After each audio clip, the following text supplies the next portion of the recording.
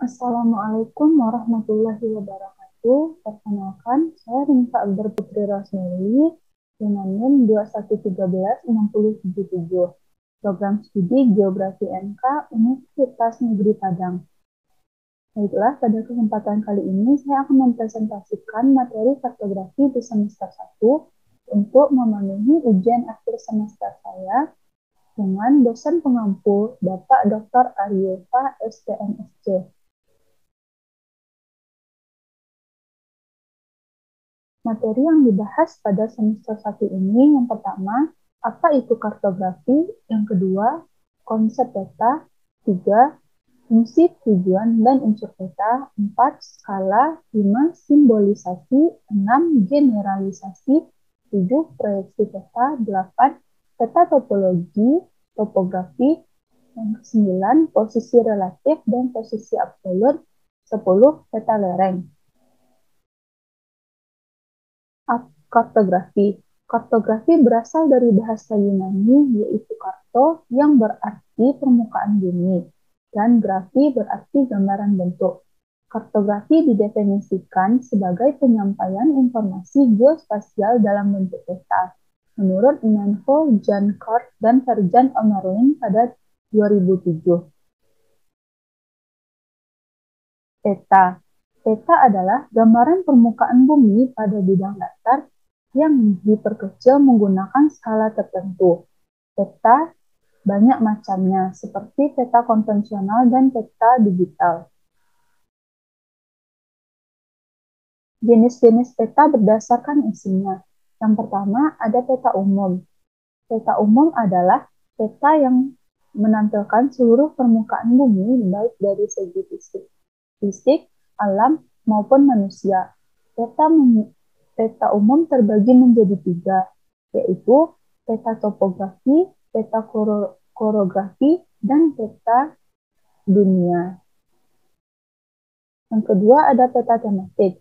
Peta tematik disebut juga sebagai peta khusus yang menampilkan informasi atau kenampakan tertentu. Contoh peta tematik yaitu peta Kabupaten Penduduk Provinsi Bali. Fungsi, tujuan, dan unsur peta. Fungsi peta. Yang pertama, menentukan posisi atau posisi relatif suatu tempat. 2, memperlihatkan ukuran dari peta dapat diukur dan dapat diketahui jarak di permukaan bumi. Yang ketiga, memperlihatkan bentuk-bentuk permukaan bumi seperti gunung, sungai, dan lain-lain. 4, mengumpulkan data-data dari suatu daerah dan menyajikannya dalam peta. Tujuan peta. 1, memberikan informasi tentang suatu ruang, wilayah, dan menggambarkan data suatu wilayah. 2, untuk komunikasi informasi ruang. 3, untuk menyimpan informasi. 4, digunakan untuk membantu pekerjaan seperti navigasi perencanaan. 5, digunakan untuk analisis spasial. Selanjutnya, unsur-unsur peta. Unsur-unsur peta yang pertama ada judul peta. Judul peta mencerminkan informasi sesuai isi peta. Yang kedua, ada skala peta. Skala peta berisi perbandingan jarak di peta dengan jarak sesungguhnya. Yang ketiga ada legenda. Legenda berisi keterangan dari simbol-simbol yang ada pada peta untuk memudahkan membaca peta. 4, ada tanda orientasi.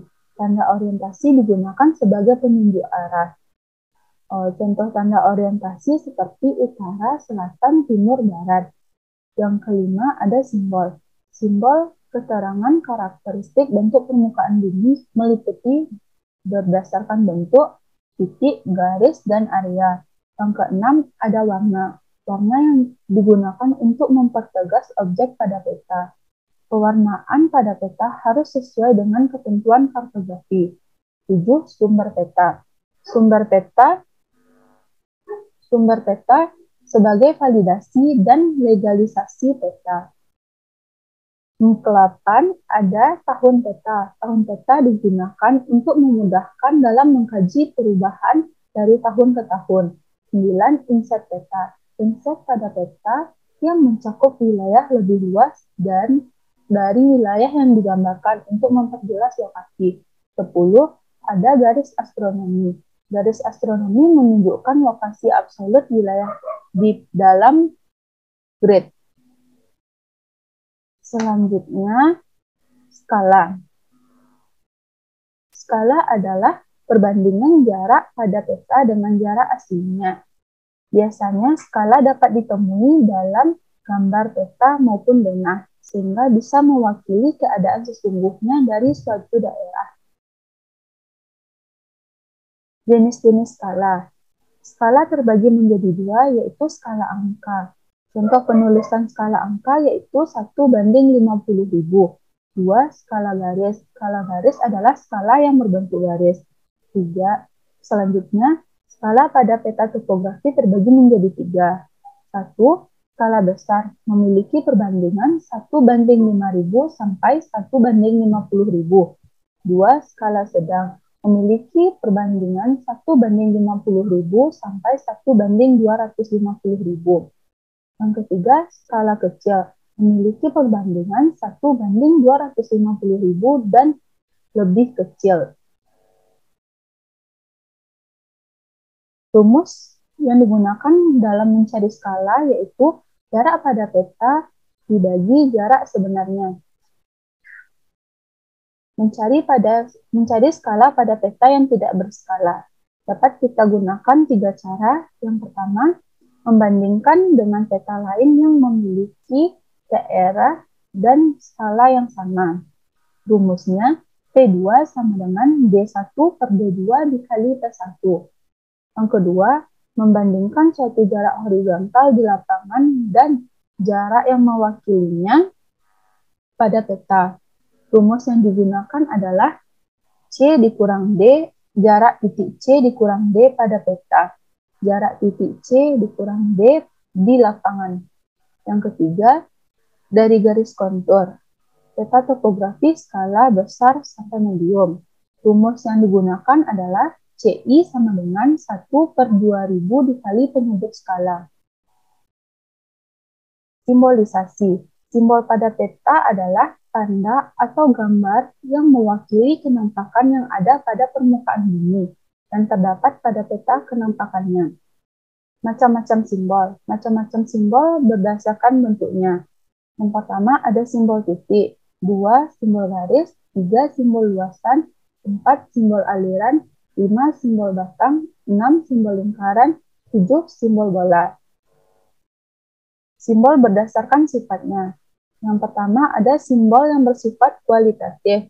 Yang kedua ada simbol yang bersifat kuantitatif.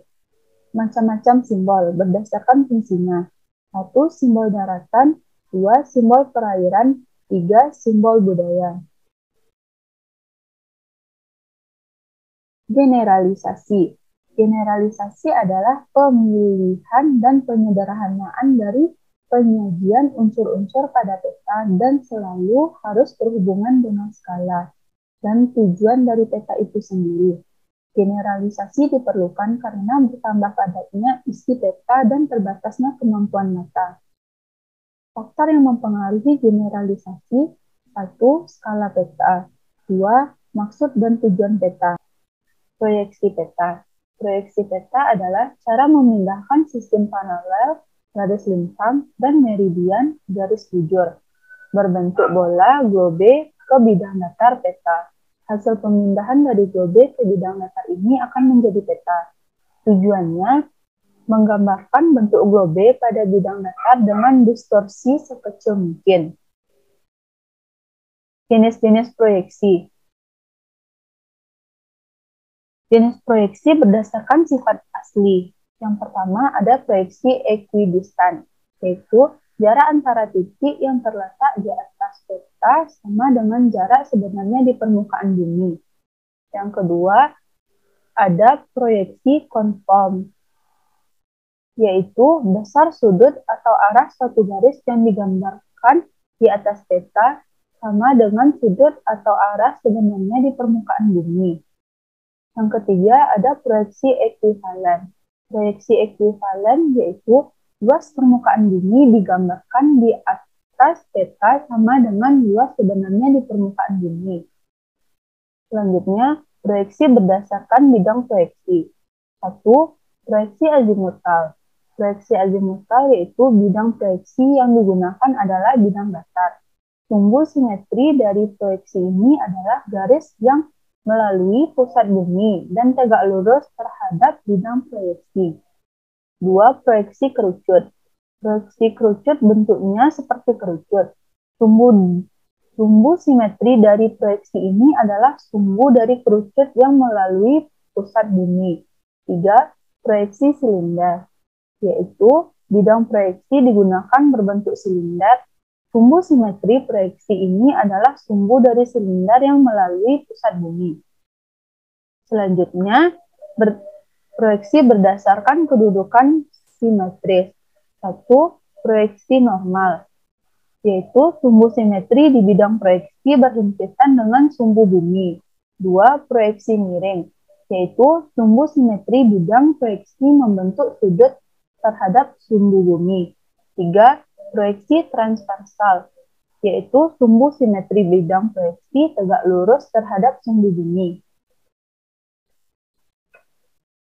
Peta topografi. Peta topografi adalah jenis peta yang memuat informasi umum permukaan tanah menggunakan garis kontur sebagai pembatas bidang. Garis kontur adalah garis pada peta yang menghubungkan tempat-tempat yang mempunyai ketinggian yang sama. Karakteristik garis kontur. 1. Setiap titik pada garis kontur mempunyai ketinggian yang sama. 2. Garis kontur tidak mungkin berpotongan satu sama lain. 3. Semakin rapat jarak antara garis kontur, maka lereng semakin terjal. Dan semakin renggang jarak antara garis kontur, maka semakin landai lerengnya. Posisi absolut dan posisi relatif.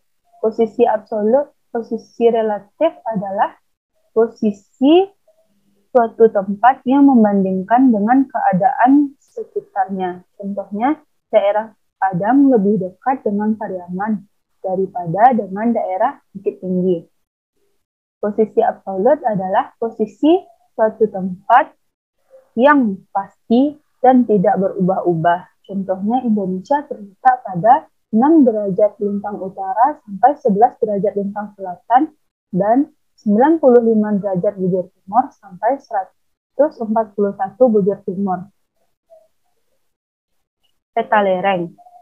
Peta lereng adalah peta yang menunjukkan kondisi kemiringan suatu lahan. Peta lereng digunakan untuk mengetahui seberapa curam kemiringan suatu lereng, guna memprediksi seberapa besar kemungkinan terjadinya longsor. Sekian yang dapat saya sampaikan pada presentasi kali ini. Jika ada kata yang salah, mohon dimaafkan. Wabillahi taufiq wal hidayah. Wassalamualaikum warahmatullahi wabarakatuh.